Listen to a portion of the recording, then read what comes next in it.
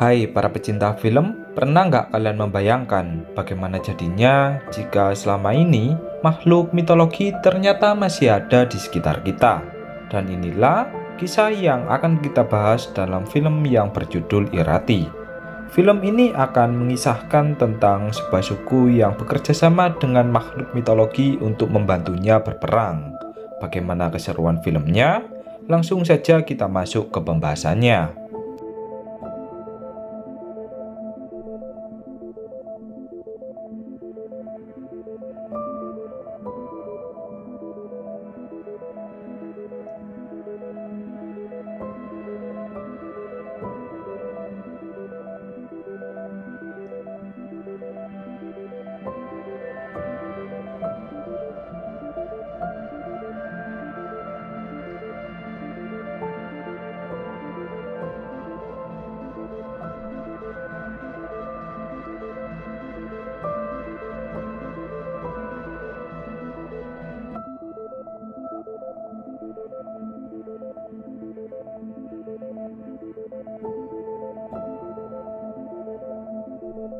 Film dibuka dengan memperlihatkan seorang pemimpin dari suku Basque yang mendatangi seorang wanita tua yang bernama Luxa yang hidup di sebuah goa.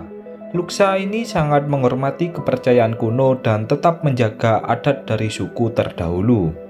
Luxa kemudian bertanya mengapa pemimpin dari Basque yang sangat beriman mendatanginya. Pemimpin dari suku Basque pun menjelaskan jika suku Frank telah menyerang suku Basque dan menangkap anggota suku. Jumlah suku Frank yang 4 kali lipat lebih banyak dari suku Basque membuat suku Basque kewalahan. Maka dari itu, pemimpin dari suku Basque ingin meminta pertolongan kepada Dewi Api yang bernama Mari. Mendengar penjelasan dari pemimpin suku Basque, Luxa pun merasa salut sebab masih ada yang mengingat dan menghormati dewi mitologi. Setelah itu, Luxa pun menyuruh pemimpin dari suku Basque agar masuk ke dalam goa dan bertemu dengan Mari. Beberapa hari kemudian, diperlihatkan pemimpin dari suku Basque sebelumnya yang bersama dengan anaknya yang bernama Ineko. Pemimpin dari suku Basque itu pun menitipkan pesan kepada anaknya agar dia menjadi pemimpin yang baik bagi rakyatnya dan menghormati kepercayaan kuno yang sudah ada dari dulu. Setelah itu, pemimpin dari suku Basque pun meniup sebuah trompet yang bermakna bahwa peperangan telah dimulai. Suku Frank yang melihat langit tiba-tiba mendung dan hujan batu, mereka pun merasa bingung dengan apa yang terjadi.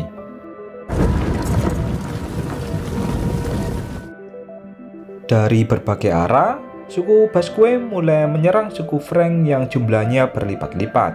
Peperangan pun terjadi dengan sangat sengit. Beberapa korban mulai berjatuhan dari kedua belah pihak. Korban terbanyak berasal dari suku Basque sebab suku Frank diunggulkan dengan jumlah anggotanya.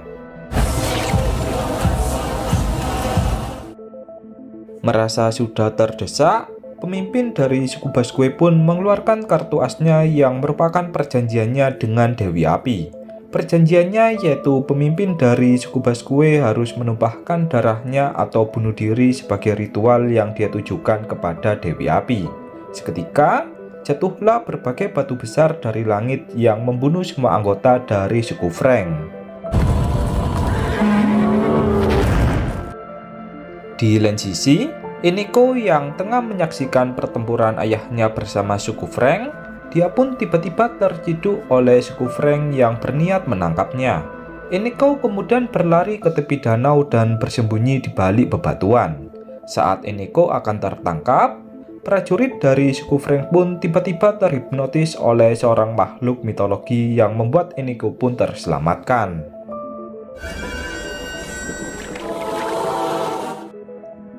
Dari suatu arah, muncullah seorang wanita yang sepantaran dengan Ineko. Wanita itu pun memperkenalkan namanya jika dia bernama Irati. Ineko kemudian juga memperkenalkan namanya kepada Irati. Ketika sudah saling mengenal, Ineko pun mengatakan jika dia baru saja melihat manusia aneh yang memiliki kaki burung dan bermata ikan. Irati pun menjawab jika semua itu hanyalah halusinasi dari Ineko. Malam harinya, suku Basque pun melakukan doa bersama atas tewasnya pemimpin mereka. Kini, jabatan pemimpin akan digantikan sementara oleh kakek dari Eneko yang nantinya akan diserahkan kepada Eneko saat dia sudah tumbuh besar. Di samping itu, Eneko akan disekolahkan di sekolahan Kristen hingga dia dinyatakan siap menjadi pemimpin. Tujuannya tak lain agar Eneko bisa menjadi pemimpin yang baik dan beriman.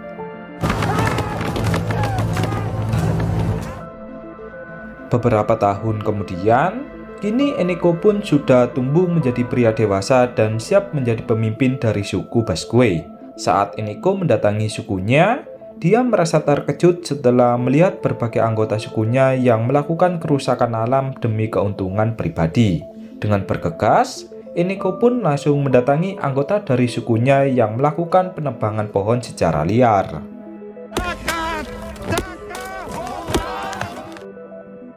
Di lain sisi, terdapat seorang remaja dari suku Basque yang membunuh seekor burung. Remaja itu pun merasa bangga dengan apa yang dilakukannya. Dari suatu tempat, muncullah Irati yang bertanya mengapa kau begitu tega membunuh burung yang tak bersalah. Irati juga memperingatkan agar remaja itu tak mengulangi perbuatannya.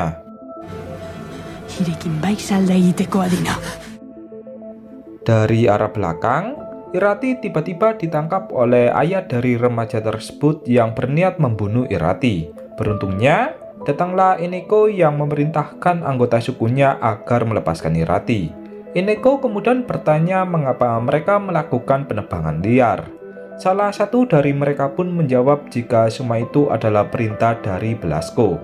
Saat ini, suku Basque dipimpin oleh Belasco sebab sang ketua sedang jatuh sakit. Mendengar hal itu, Eneko pun langsung bergegas ke markas dari suku Basque agar tahta kepemimpinan dialihkan kepadanya. Setibanya di markas sukunya, Eneko disambut oleh ibunya yang sangat merindukannya. Eneko kemudian bertanya tentang di mana sang kakek sebab dia ingin berbicara dengannya. Seorang pendeta pun kemudian mengantarkan Eneko untuk bertemu dengan ketua suku. Saat sudah bertemu, ketua suku pun mengatakan jika dia sudah lama menunggu Eneko.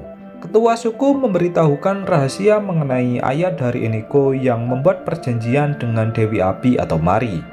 Ketua suku juga mengatakan jika jasad dan rampasan harta dari suku Frank dia serahkan kepada Mari sebagai imbalan. Setelah itu, ketua suku pun mengembuskan nafas terakhirnya.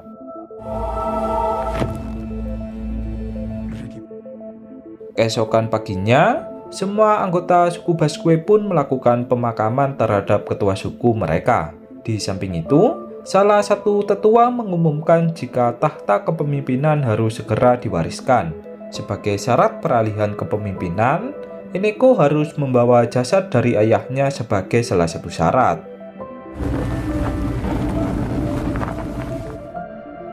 Di ruang rapat, salah satu pendeta pun membuka jasad dari ayah Eneko yang berubah menjadi jasad domba. Seketika, peralihan kepemimpinan pun tak bisa dilakukan. Luxa yang merupakan tetua dan juga saksi, dia pun mendesak agar Eneko dijadikan pemimpin suku. Namun, tetua yang lainnya dan juga Belasco pun malah sepakat agar dilakukan voting. Merasa jika Belasco berniat licik, Luxa pun langsung menghinanya. Seketika, Luxa langsung dimasukkan ke dalam penjara.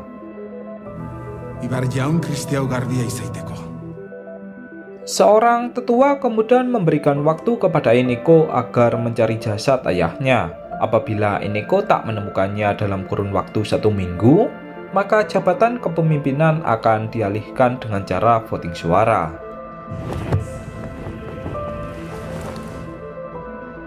Di dalam penjara, Eneko mendatangi Luxa untuk mempertanyakan apakah dia mengetahui jasad ayahnya. Luxa pun menjawab jika ayah dari Eneko adalah pemimpin yang baik.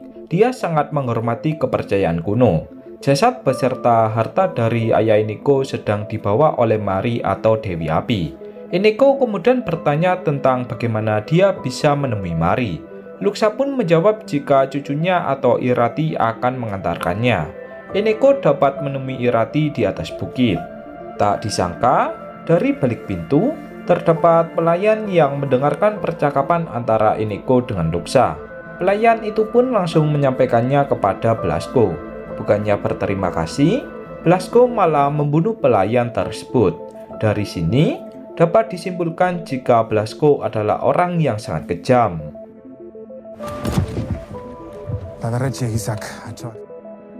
Keesokan paginya, Eneko pun langsung bergegas ke atas bukit untuk menemui Irati. Benar saja, Eneko pun bertemu dengan Irati sesuai perkataan dari Luxa sebelumnya. Di tengah perjalanan, Irati terus bertanya tentang kabar dari Eneko. Eneko pun membalasnya dengan sikap cuek dan juga dingin. Irati terus berbicara seakan tertarik dengan Eneko yang terlihat gagah dan juga tampan. Saat telah menyeberangi sungai, Irati tiba-tiba berlari ke suatu arah dan meninggalkan Eneko. Eneko yang melihat Irati bersikap aneh, dia pun langsung mengejarnya. Saat berhasil menemukan Irati, Eneko bertanya mengapa Irati tiba-tiba berlari. Irati pun menjawab jika dia mendengar rintihan kesakitan dari makhluk mitologi.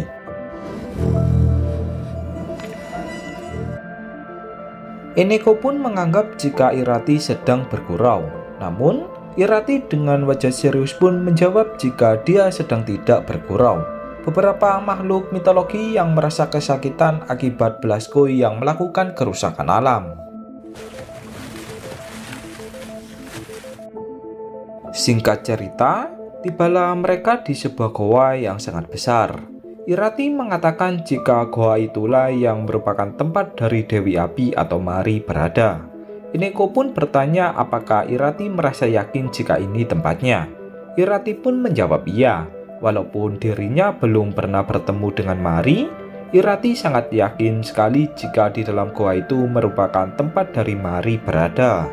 Saat berada di dalam goa, mereka melihat berbagai gambar yang merupakan asal-usul dari Dewi Api. Di salah satu gambar tersebut, dijelaskan bahwa anak dari Dewi Api memiliki wujud berkaki burung dan bermata ikan. Eneko pun seketika teringat masa kecilnya saat bertemu dengan sosok seperti penjelasan anak dari Dewi Api. Saat akan melangkah lebih dalam, terdapat pasukan dari Blasco yang membuntuti Eneko bersama Irati. Pasukan dari Blasco pun mendesak Eneko agar memberitahukan di mana harta dari ayahnya berada. Dari arah belakang, muncullah raksasa bermata satu yang kemudian memakan seorang pasukan dari Blasco. Karena merasa panik, Eneko dan Irati pun langsung berlari ke suatu arah.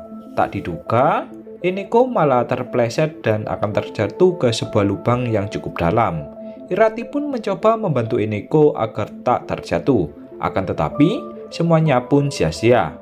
Eneko tetap terjatuh ke dalam lubang.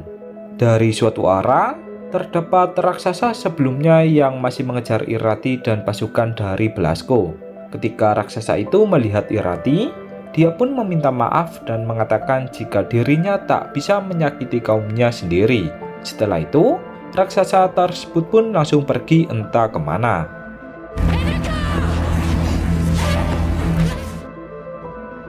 Di dalam goa, Eneko yang merasa panik sebab tak tahu dirinya berada di mana, dia pun mencoba menyusuri lorong setelah melihat sebuah cahaya berwarna merah.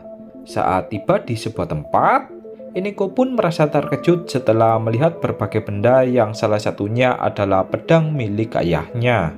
Ketika Eneko tengah melihat-lihat berbagai benda, terdapat seorang wanita yang memancarkan cahaya dari dalam tubuhnya. Wanita itu tak lain adalah Mari atau Dewi Api. Saat Eneko akan menjelaskan tujuannya memasuki goa, Mari atau Dewi Api itu pun langsung mengatakan jika dia sudah mengetahui tujuan Eneko menemuinya. Mari mengatakan jika dia akan mengembalikan jasad dari ayah Eneko asalkan Eneko mau menepati dua perjanjian. Perjanjian pertama yaitu Eneko harus menumpahkan darah dari Blasco dan pengikutnya. Yang kedua, Eneko harus melindungi Irati sebab Irati adalah anak dari Mari. Eneko pun langsung menyepakati perjanjian dari Mari.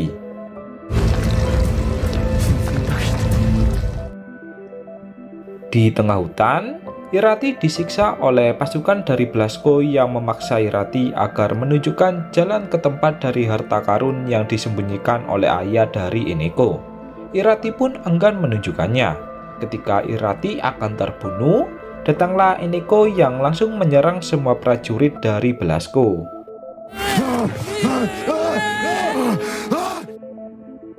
Eneko yang terkena sayatan pedang di tangannya, dia pun langsung tak sadarkan diri.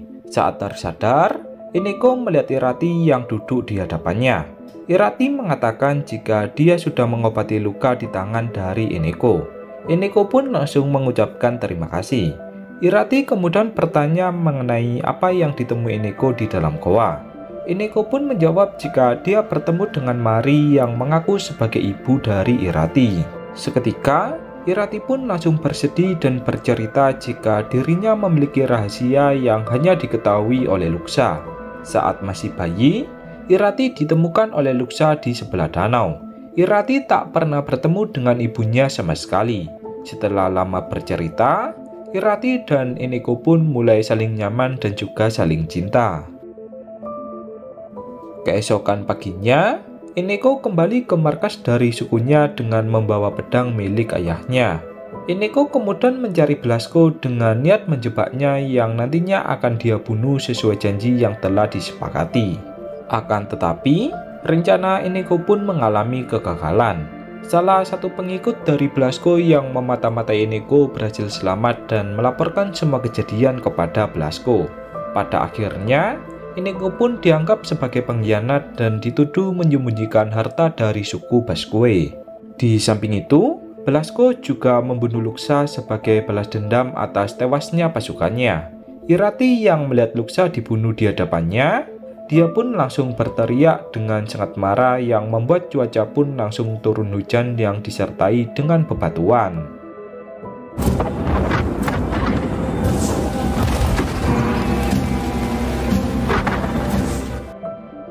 Karena hujan tak kunjung henti, Eneko pun langsung menghibur Irati dan mengatakan jika mereka harus membalaskan dendam dengan membunuh Belasco. Beberapa saat kemudian, Irati bersama Luxa pun tiba-tiba menghilang yang entah kemana. Di samping itu, langit yang sebelumnya hujan, kini kembali cerah.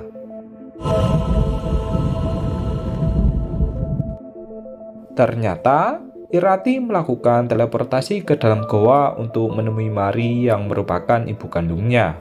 Mari menitipkan pesan jika Irati akan menjadi penerusnya sebagai pelindung lembah dari berbagai orang jahat.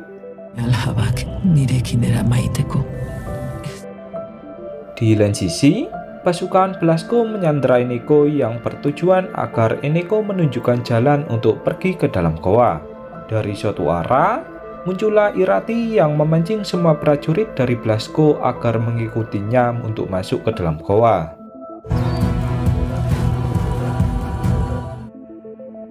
Pada akhirnya, Belasco dan pasukannya pun terjebak di dalam goa sesuai rencana dari Eneko sebelumnya. Saat salah satu pasukan dari Belasco akan keluar, dia pun melihat sebuah ekor ular yang sangat besar dan juga panjang. Seketika, Belasco dan pasukannya pun langsung merasa ketakutan. Mari kemudian berbicara ke arah Eneko dan membahas mengenai janjinya. Irati pun langsung menyayat leher dari Belasco sebagai perwakilan dari janji yang disepakati oleh Eneko bersama ibunya. Pada akhirnya, Mari pun meluapkan amarah dan meledak dengan kobaran api yang membuat Belasco dan pasukannya pun hanya tersisa tulangnya saja.